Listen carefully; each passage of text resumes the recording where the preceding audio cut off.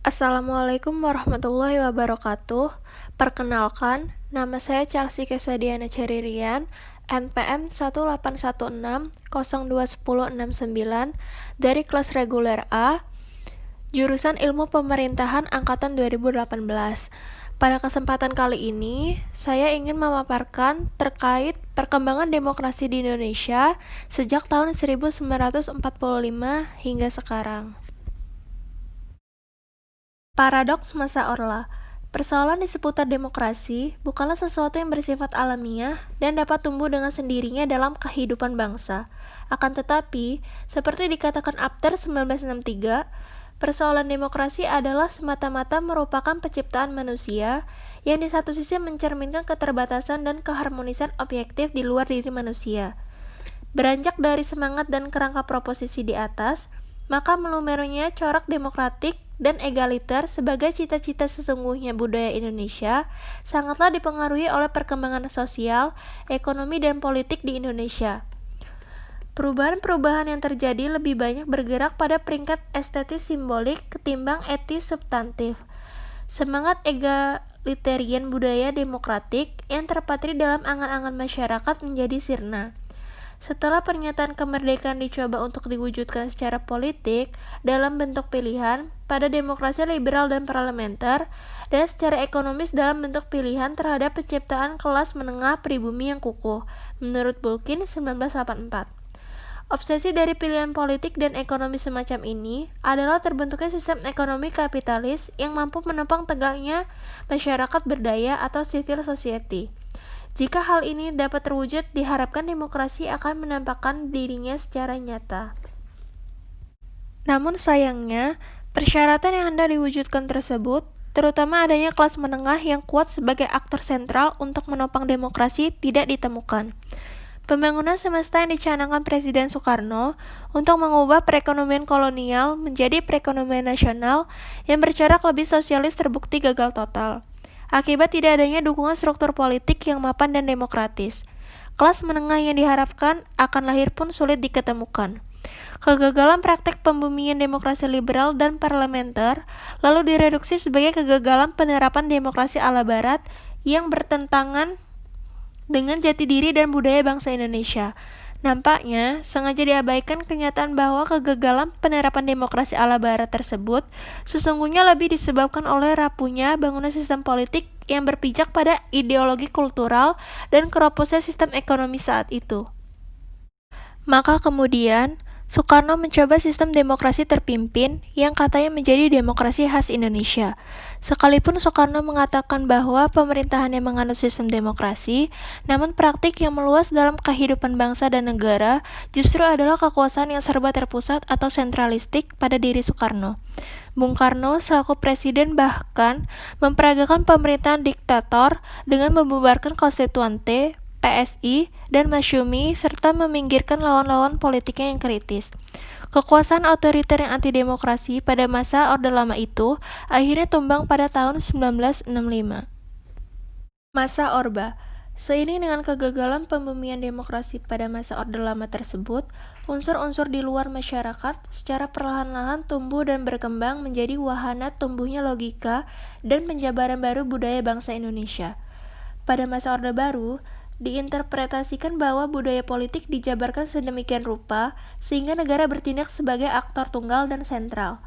Logika penempatan negara sebagai aktor tunggal ini terartikulasi melalui pengesahan secara tegas dan mutlak bagi sentralitas negara dengan seluruh perangkat birokrasi dan militernya demi kepentingan pembangunan ekonomi dan politik. Disinilah kemudian terjadi proses penyingkiran corak egaliter dan demokratik dari budaya bangsa Indonesia, dan kemudian digantikan oleh corak feudalistik yang dimungkinkan karena dua hal pokok, menurut Suharto 2002. Pertama, melalui integrasi, pembersihan dan penyatuan birokrasi negara dan militer di bawah satu komando. Upaya ini membuka jalan bagi penjabaran dan pemberian logika baru dalam feudalisme budaya bangsa Indonesia secara nyata dan operasional.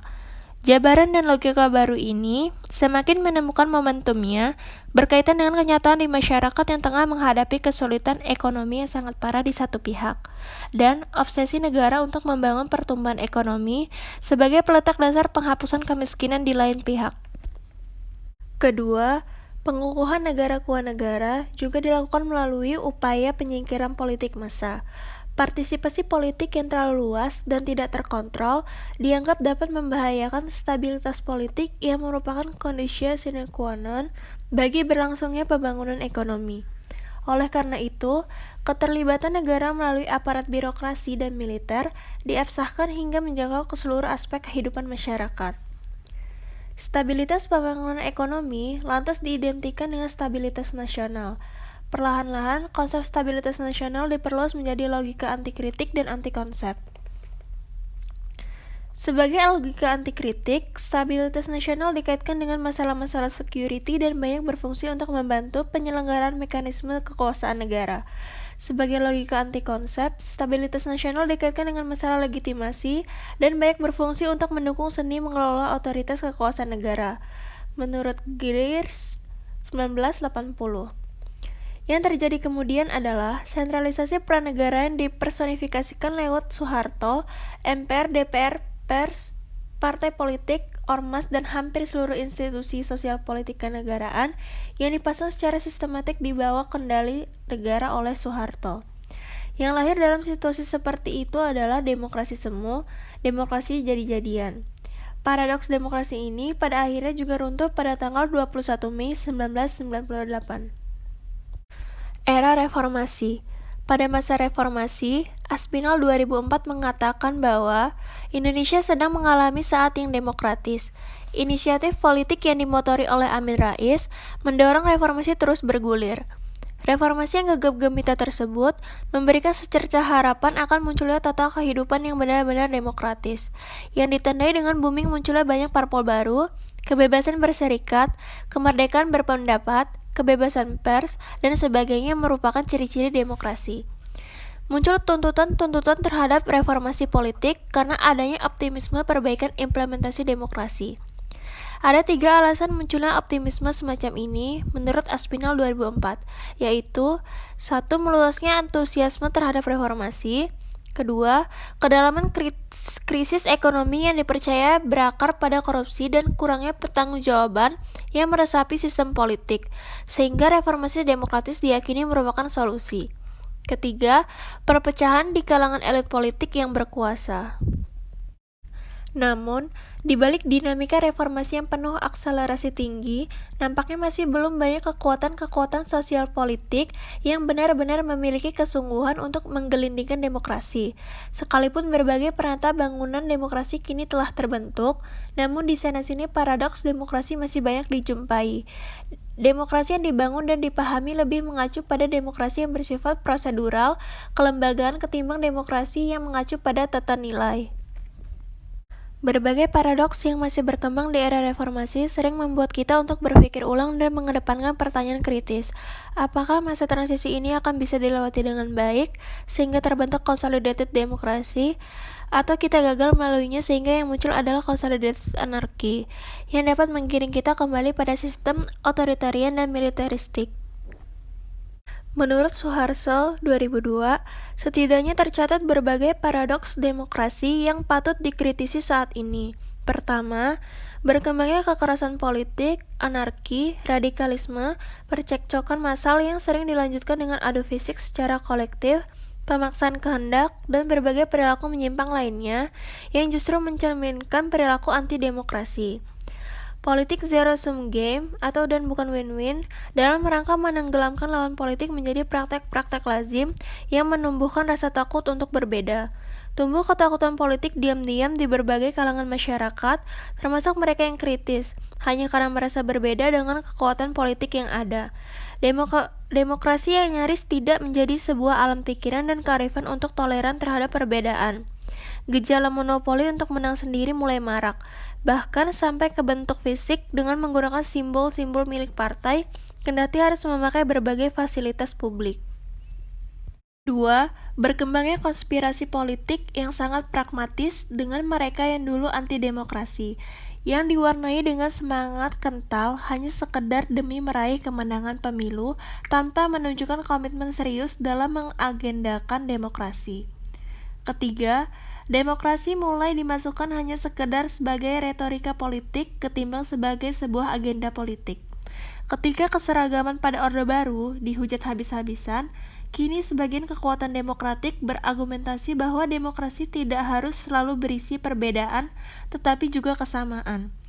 Ketika pilihan tunggal ala Orde Lama digugat, kini juga tumbuh retorika bahwa pilihan tunggal itu juga demokratik. Kesan yang tumbuh ialah bahwa demokrasi bukan lagi sebagai idealisme dan agenda yang harus diperjuangkan untuk mencerahkan kehidupan berbangsa dan bernegara, tetapi lebih sebagai alat dan isu untuk meraih kekuasaan. Keempat, ketika kultus individu yang diperagakan oleh rezim Soeharto dengan berbagai simbolnya dihujat keras untuk dihabisi, kini sebagian masyarakat politik malahan memperagakan simbolisasi-simbolisasi figur kepemimpinan yang membawa warna kultus individu dalam bentuk lain. Simbol-simbol budaya politik Orde Baru bahkan mulai dibangkitkan kembali, seakan merupakan potret kehidupan yang benar. Berbagai upaya untuk membangun sentralisasi otoritas dengan mobilisasi simbol-simbol karisma politik mulai dilakukan, dalam rangka memberikan kesan bahwa telah lahir sebuah potensi kepemimpinan baru yang sangat layak untuk memimpin Indonesia ke depan. Tidak jadi soal apakah karisma politik itu nyata atau semu, yang penting ada pesona yang ditawarkan sebagai sebuah komoditas politik. Sejumlah ironi atau paradoks demokrasi yang muncul di permukaan era reformasi ini menunjukkan betapa terjal jalan yang harus ditempuh oleh bangsa ini menuju demokrasi yang sesungguhnya, bahwa ternyata tidak mudah untuk mewujudkan demokrasi secara jujur, jernih, dan bertanggung jawab, baik pada tingkat alam pikiran maupun lebih-lebih sebagai politik yang tersistem. Perjuangan demokrasi akhirnya harus berhadapan dengan godaan-godaan kekuasaan di tengah sejumlah jerat politik yang sebenarnya adalah anti-demokrasi. Sekian pemaparan dari saya terkait perkembangan demokrasi di Indonesia sejak tahun 1945 hingga sekarang. Mohon maaf apabila terdapat kesalahan kata. Saya akhiri. Wassalamualaikum warahmatullahi wabarakatuh.